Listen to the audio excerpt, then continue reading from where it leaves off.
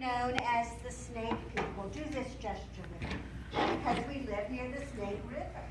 Do it with your other arm. It also meant we were basket weavers. Do it again with your first arm. It also meant we were salmon fishermen. But mostly we were the buffalo hunters. We hunted the buffalo. We would travel from place to place to hunt the buffalo.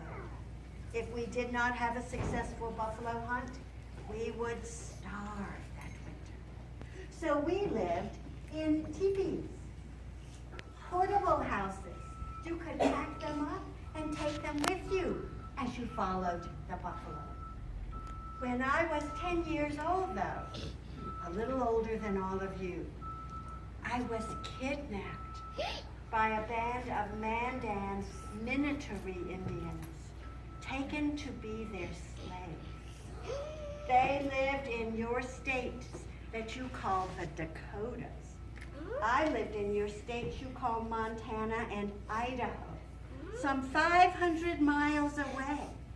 I did not speak Mandan, nor did I want to be a slave.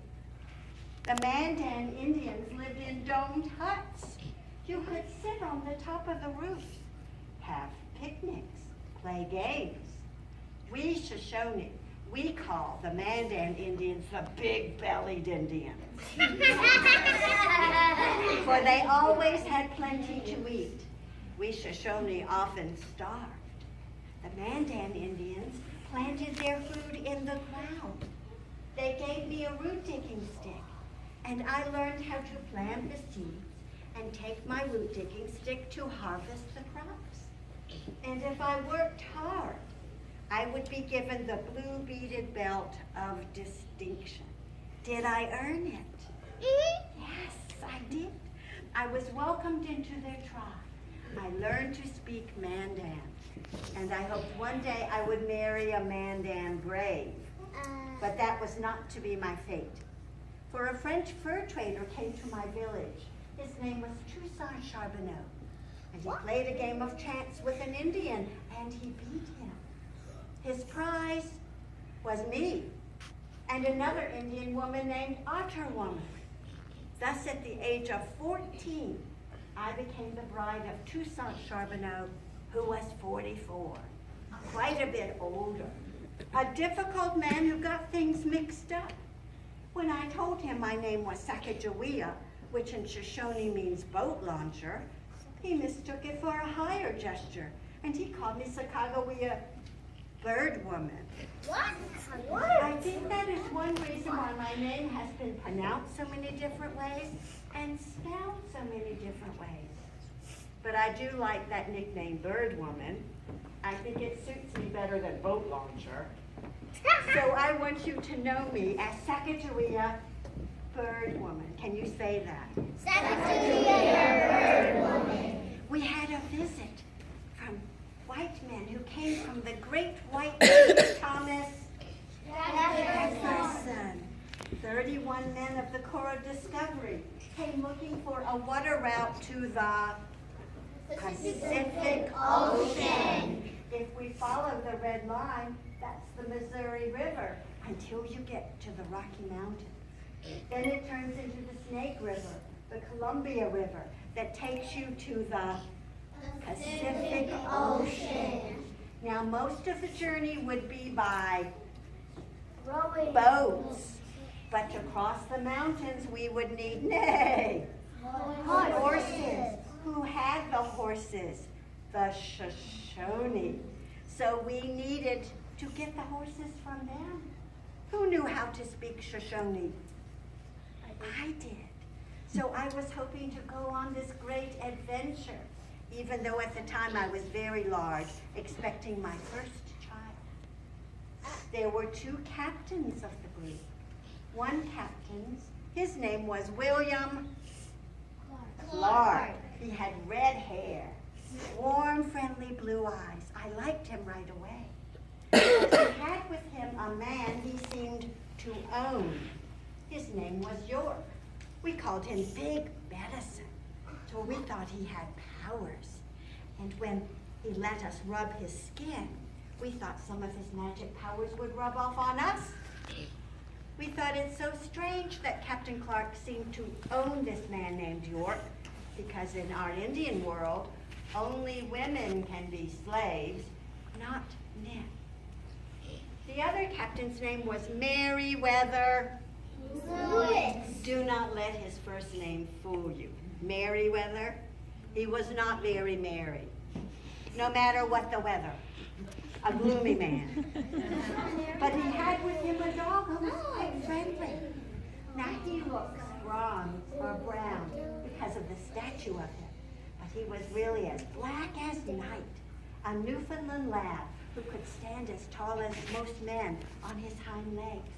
And we named him Seaman because he was going to the sea. He became our mascot. Now the captains came back with news that my husband, Charbonneau, and I would accompany them on this great adventure, but not until the spring thaw. So, they made winter. They built a fort named Fort Mandans, and it was in this fort that I gave birth to my firstborn, a son. I named him Pomp. That is Shoshone for firstborn. But his father named him Toussaint Charbonneau, Jean-Baptiste Charbonneau after his father.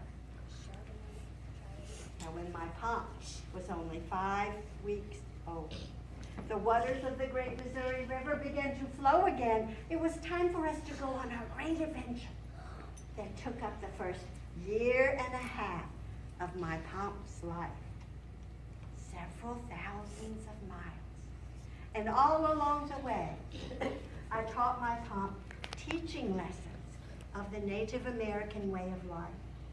And I invite all of you to pretend to be my Pomps, sitting on these blankets as we relive the stories I told him and our great adventure. Do you agree to be my Pomps this morning? Then we may begin. My Pomps, when the world was new and young, there was Wolf. Wolf was very wise. He made it so the waters and the rivers go in both directions. It made water travel so easy.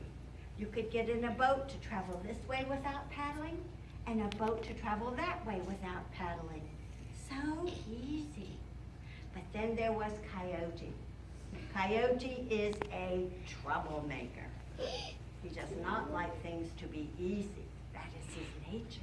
So he put rocks in the rivers, so the boats have to go around, and in between the rocks, he made dangerous waterfalls the boats cannot go down. He made it so the waters in the rivers travel in only one direction. Why did he do this?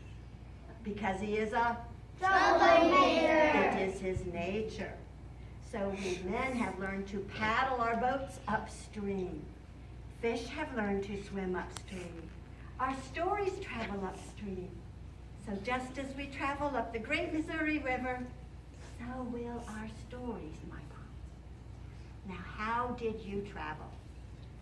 You rode in my cradle board. I could carry you on my front, on my back, on my sides. But all of us rode in boats.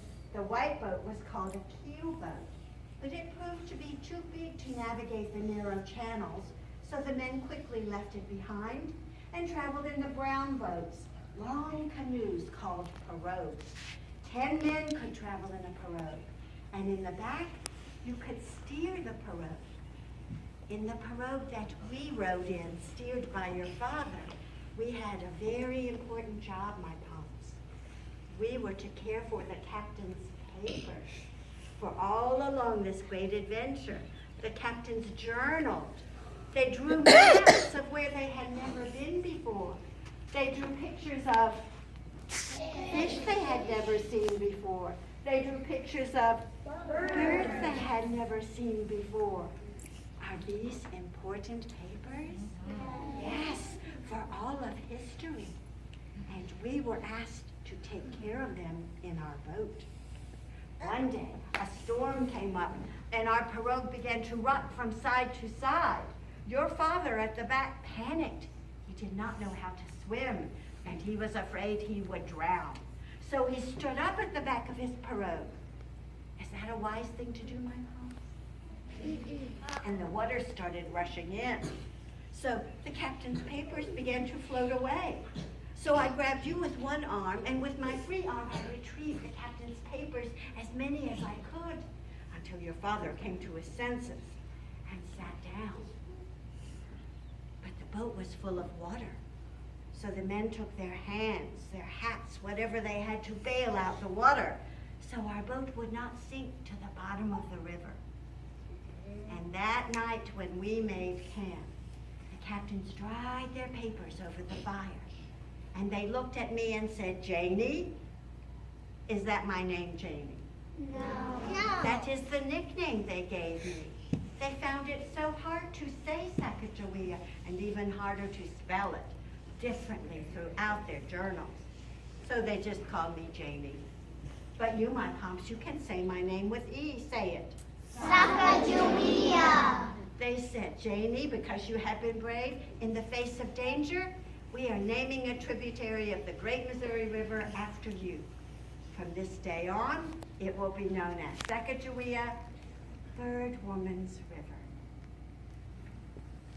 The men had plenty to eat at the first part of the journey, deer meat, elk meat, and they found strange animals they'd never seen before, like this one. What is this animal? Squirrel. That is close, but this one does not live in the water. He lives under the ground. Prairie, dog. a prairie dog. He digs holes and tunnels under the ground. They captured one, and they gave him to the great white chief Thomas Jefferson without understanding the nature of a prairie dog, who no doubt is digging holes and tunnels in Thomas Jefferson's yard. Then we came to the great falls of the Missouri River, made dangerous because of coyotes. So the boats could not go down the falls. So the men had to do something called portage the boats. They had to pull the boats past the falls. It took them 30 days of hard work to do this. I got sick during this time. I had told the captains a story of how many people in my village were sick, and a medicine man came and took all the sick people to a sacred rock. Now this may just look like a log or a rock, but to all of us in the Native American world, this rock contains the spirits of those who had passed before us. Our grandparents, great-grandparents, great-great